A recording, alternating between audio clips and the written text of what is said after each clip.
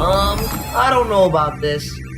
Looks a little bit dangerous. Ryan's world is crumbling. This is Ryan's World. You know, that insanely popular channel featuring a kid who made millions by playing with toys? Yeah, that one. But as Ryan gets older, it looks like his world isn't just crumbling, it's straight up falling apart. Let's rewind a bit to understand how we got here. Ryan's World, formerly known as Ryan Toys Review, was the brainchild of a then 4-year-old Ryan Kaji and his parents. The concept? A cute kid unboxes and plays with toys, and in turn, every other kid on the planet tunes in to watch. Sounds simple, right? Well, simple is lucrative.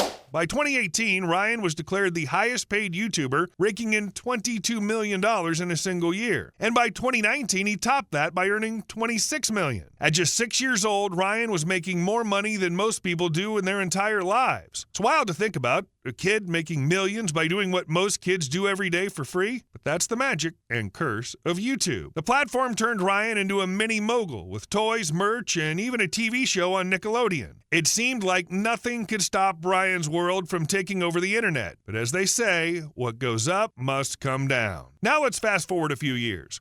Ryan's no longer that chubby-cheeked toddler. He's approaching his teenage years. A phase of life where no one really knows what's going on, least of all the person going through it. But here's the catch. Ryan's still expected to do the same thing he did when he was a kid. Unbox toys. Play with them. Pretend like he's still 5 years old. And honestly, it's just getting weird. There's something off about watching a kid who's nearly 13 years old still trying to muster up the same enthusiasm for toy cars and slime that he had when he was a preschooler. And it's not just us who think this. The internet has noticed. And let me tell you, TikTok's having a field day with it. Search Ryan's World on TikTok and you'll find a flood of memes begging his parents to let the kid retire already. And sure, it's all in good fun, but there's truth in those jokes. Here's where things get tricky.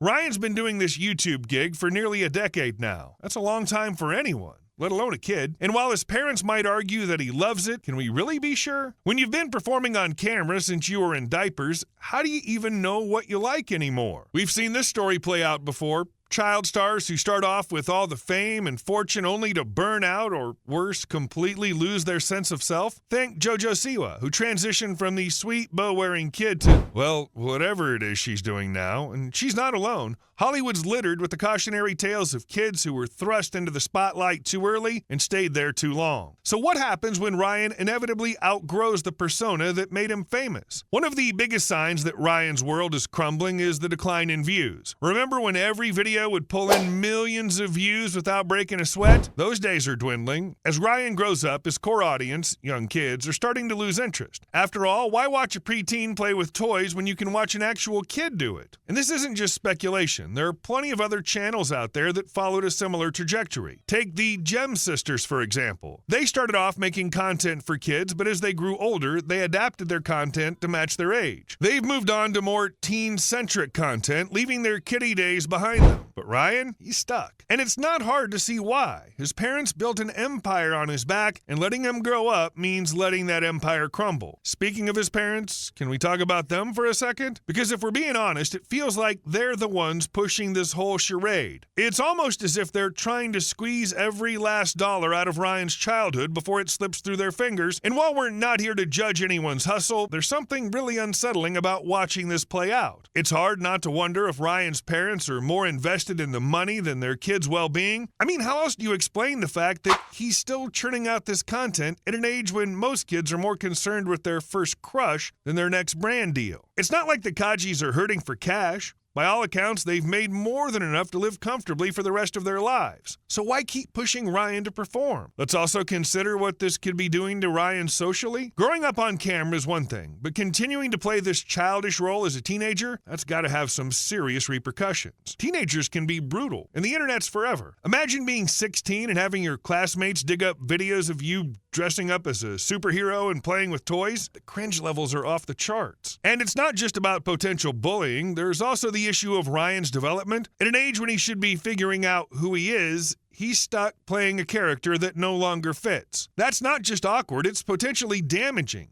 He's missing out on normal experiences, all in the name of maintaining a brand that probably should have evolved years ago. So what's next for Ryan's World? Honestly, it's hard to say. The channel could continue to limp along, losing viewers as Ryan gets older and less relatable to his original audience, or maybe his parents will finally let him step back, allowing him to explore other interests and just be a regular teenager for once. The best case scenario? Ryan takes control of his narrative. If he still wants to create content, great. Let him do it on his terms. Maybe he starts a new channel, one that reflects who he is now, not who he was at 4 years old. Or maybe he steps away from the spotlight altogether, focusing on living a life that isn't constantly being broadcast to millions of strangers. Either way, the choice should be his. In the end, Ryan's world might be crumbling, but that doesn't mean Ryan has to go down with it. He's got his whole life ahead of him, and he deserves the chance to figure out what he wants to do with it, without the pressure of maintaining a brand that's long past its expiration date. Here's hoping his parents realize that before it's too late. Thanks for watching, everyone. If you enjoyed this video, make sure to like and subscribe. We'll see you guys in the next one. Subscribe, motherfucker.